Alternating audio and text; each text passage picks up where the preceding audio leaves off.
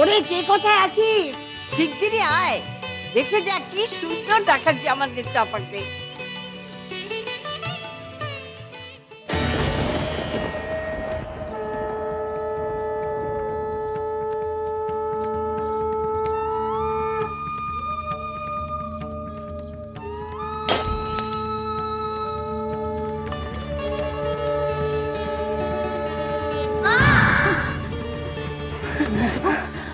কি হলো? খারাপ স্বপ্ন দেখেছিস? চাপা কোথায়? এই তো চাপা এখানে। চাপি এগিয়ে আয় মা, এগিয়ে আয়। তোমরা দীক্ষা দিয়ে দিয়েছো? ওর দীক্ষা দিয়ে দিয়েছো? না রে, দীক্ষা হবে কেন? কি পাগলামো করছিস মেজবু? কি পাগলামো শুরু করেছিস? বলেছিলাম না কোথাও যাবি না, আমাকে ছেড়ে কোথাও যাবি না বলেছিলাম না? আমার অসীম ভাগ্যি যে গুরুদেব আমার বাড়িতে পা রাখলেন। কোন শিষ্য বাড়িতে উনি যান না। বলি মা, চাঁপারও দীক্ষা দেবে নাকি? তাই তো ঠিক করেছি।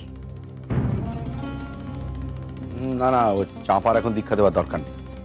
কেন? মেজবউ বারণ করবেন বোধহয়। সে মানা করবে কি করবে না সে কথা আমি কি জানি। দেখ পেবো, তোকে আমি সব কথা বলে দিচ্ছি।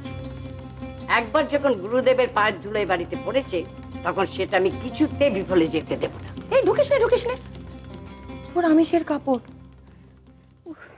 ঢুকছি না বাবা, ঢুকছি না। ওরে, তুই এত হাঁপাচ্ছিস কেন রে? ওদিকে যে আবার একখানা কাণ্ড করতে চলেছে গো। কাণ্ড? কি রে?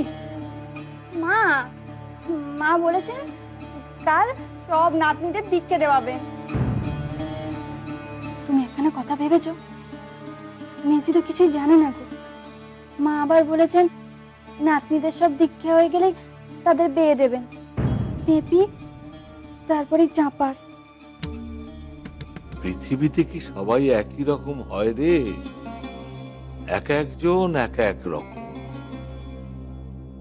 রাধারমন কি মা যশোদাকে কোনোদিন শান্তি দিয়েছিল? তবু সেই অশান্তির মধ্যেও যশোদা মা পরম শান্তি লাভ করেছিল। এটাই জগতের নিয়ম রে, এটাই জগতের নিয়ম। সবই মায়ার খেলা। জানতে পারলে তুই দুর্বল শরীর একেবারে দক্ষ দক্ষ বাঁধাবে। তার চেয়ে দীক্ষাটা ভালোই ভালোই মিটে যাক। তা মেজি যদি না চায় তার মেয়ের অমন ভাবে দীক্ষা হোক, সেটা দেওয়ার দরকারই বাকি।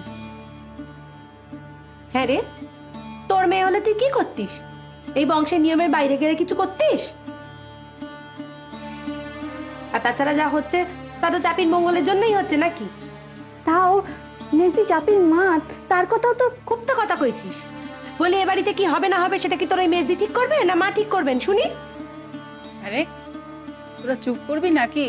নে খাওয়াটা শেষ কর, শেষ করে ওপরে যা।